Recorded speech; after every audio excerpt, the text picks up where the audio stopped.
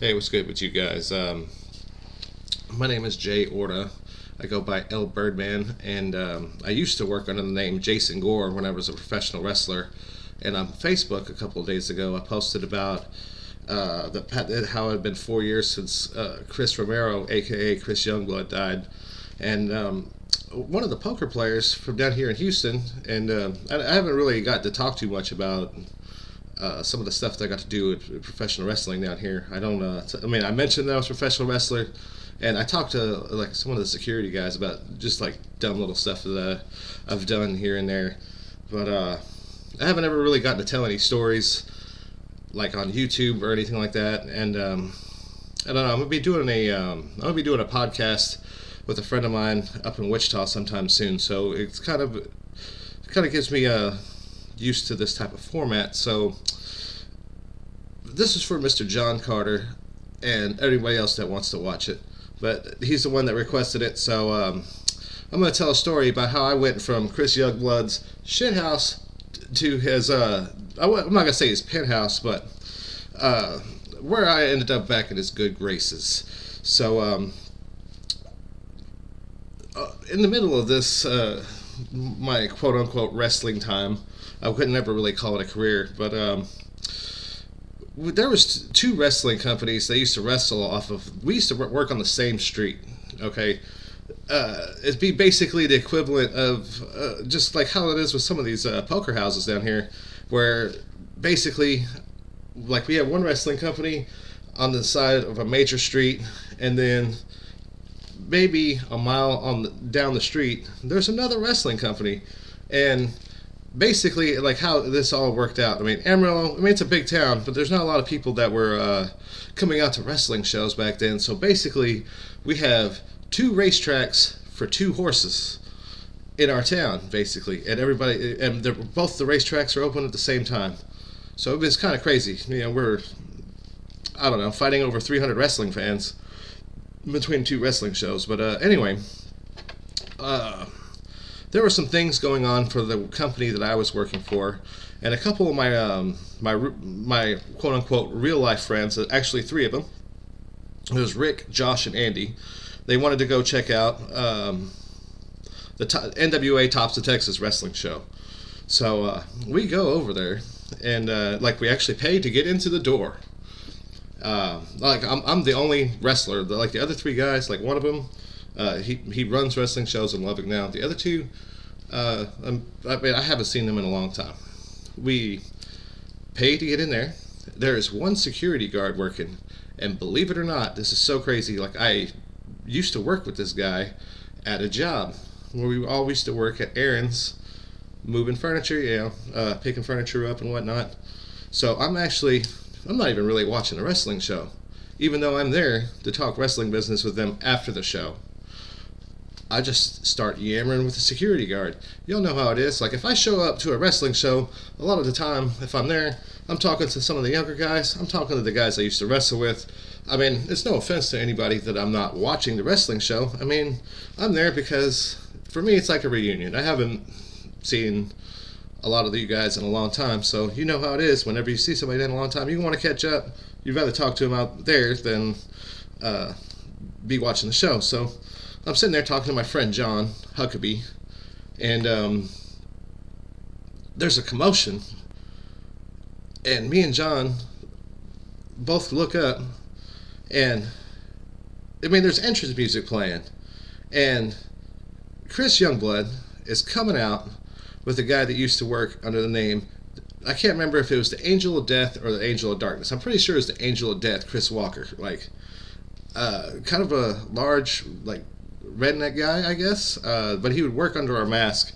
And we look over, and it's like we're standing on one side of the wrestling ring, and all the way on the other side by the entranceway, these two guys, my two friends, are getting their asses kicked by two like professional wrestlers, and I was just like, oh my god! Like me and John ran over there to go split them up. I'm trying to bail my friends out, and like what you would think that I would do if I saw you, my friend, getting your ass kicked. Yes, it's exactly what I did. I ran in there, fist flying, pulling my friends out of there. Like, there's a bunch of people that I know that are in the back, and that's all they see is me coming in there all crazy, trying to save my friends. So, right out the gate, they're like, "What's Jay doing?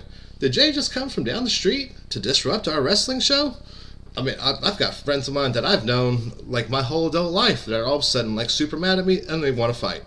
I was getting phone calls just out of the blue. I got death threats that night. Super crazy. I finally got to talk a couple of my friends down, but like people were mad at me for a while, and like legit, I didn't even do anything. So we're gonna fast forward now to top of Texas is still going, but they moved out to the outside of town. They're at the Aztec Music Hall. Them and Chris Youngblood have parted ways, and Chris Youngblood has been like, "Man, I'm going to start my own wrestling company as well." So now he's got his own company called Renegade Outlaw Wrestling, and they are actually in the same spot that Top of Texas was at, which, it's kind of weird, you know what I mean? But the difference is, instead of working on Saturdays, they're working on Fridays. I'm like, that's legit, you know what I mean? Kind of a side story, I live in between both of these wrestling companies where they were doing shows at, and I would just walk back and forth or whatever. Well, back in the very start, there was a guy that I used to wrestle with, and his name was Kent Foster. He used to wrestle as Quintana. Now, this guy, to this day, this guy could beat the shit out of just about anybody that I know. I mean, this guy built like a brick shit house. Like, imagine if you knew a Texas Tech cheerleader that just never stopped working out. That's this guy now. It was probably 12 or 13 years ago. I mean, he's still like pretty big or whatever, but like he had taken a large break for professional wrestling, and some of us had been trying to talk him back into coming out or whatever, coming back into the ring and all that. And Chris Youngblood had gotten him to come back, and he's like, "Hey man," like he hits me up. He's like, "Hey man, why don't you like I would love for you to come out and check out a wrestling show. I haven't been out here in a long time." And you were one of the people that was clamoring for me to come, blah blah blah, and I was just like, "Man, I don't know about that, Kent. Like I don't think Chris really likes me." And I tried to explain to him, this whole like crazy thing. He's like, "Oh man, don't worry, bro. It's gonna be all right. Like Chris is a hell of a guy. I mean, that's the reason why I work for him. Come on down, just come check it out." All right, Ken, you're my guy, man, for sure. I got you. I will definitely be there. So it comes around to a Friday night, and then I walk down to this wrestling show. And again, this is the thing. Like, I don't like to pay front door entry, especially if I'm just going up there to see. But I actually, this is okay. So again, I pay to get into the front door, right? I'm like, okay. And the difference is that like I'm wearing a beanie and I'm trying to be like low key. I got long hair too at the time. It's not like I am now, where I'm, Chrome Dome McGee, Stone Cold Steve Austin in his prime, blah blah blah. So like a lot of people don't recognize me while I'm out there in the ring or whatever, or out there at ringside or out in the crowd. So Kent finally comes out, and whenever he's going, like he was always a big face, so a huge fan favorite or whatnot. He comes down, like everybody's cheering for him, and like he sees me out in the crowd, and like a lot of times he would like come out there shirtless, or he'd take a shirt off. So he's wearing a button up. He takes his shirt off, and like he's walking by me, and he kind of like tosses me his shirt as he's getting ready to get up into the ring, because he knows that after his whatever he's doing, he will. That I'll give him his shirt back, like not like some of these wrestling fans that be like, "Oh, I'm gonna have him autograph it later," but I ain't giving it back to him. So, anyways, I'm out there. So Kent is out there, and he's doing a microphone segment, and I don't remember this lady's name, man. Like this lady had come out there, and the one thing I can definitely tell you that I definitely remember about the segment is that this lady was inebriated, okay? She's out there, and it's like, it's like she doesn't remember like all the everything that her and Quintana are supposed to be going over in the promo. And like at one point, you could see that Quintana really got frustrated that like because I mean like this literally makes no sense, and this is in the middle of the wrestling show, you know. And finally, Kent just goes over and he picks this woman up and he body slams her in the ring. Okay, which I mean, if I'm body slammed, I'm definitely not doing what this lady did next. This lady is laying on her back after he body slammed her, and not only does she no sell it, like she's still holding a microphone, and she just goes back to start talking while she's laying on her back, like nothing happened. Like made this like a terrible segment that much worse. So, um, oh man, this is where it gets really kind of crazy. So, like Kent's music starts playing, and he starts to leave, and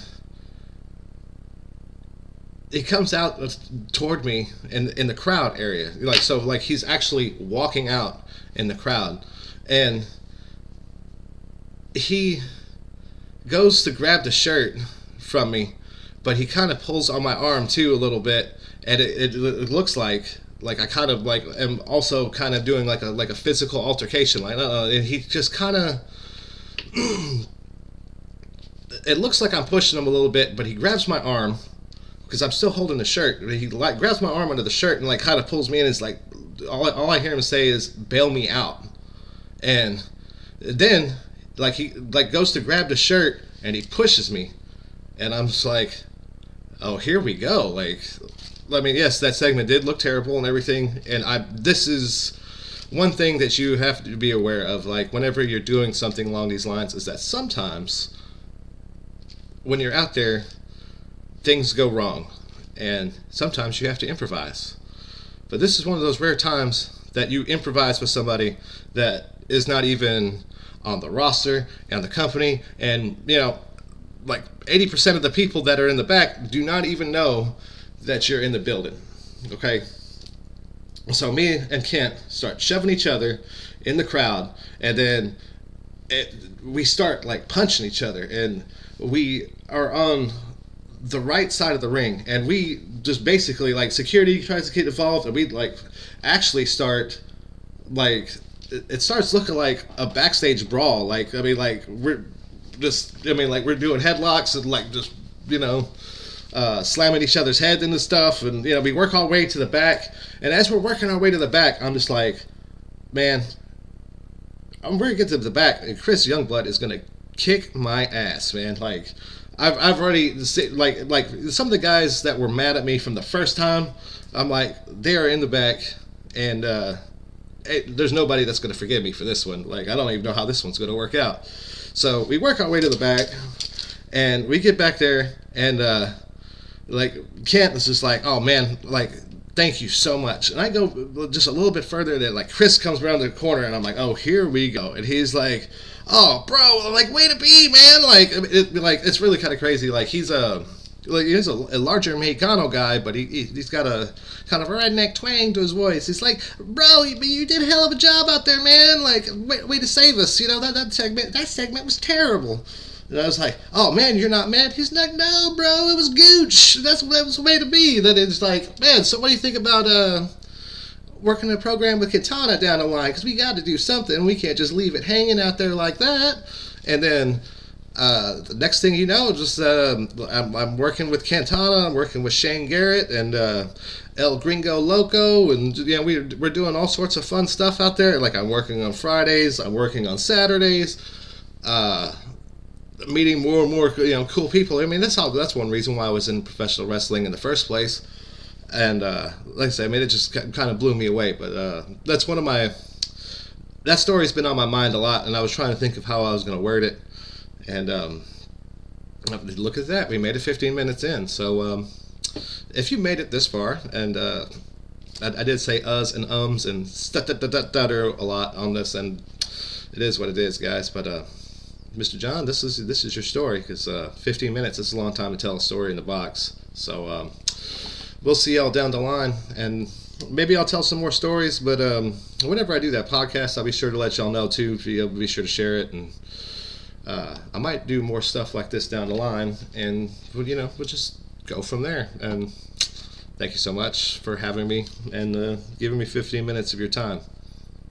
Birdman out.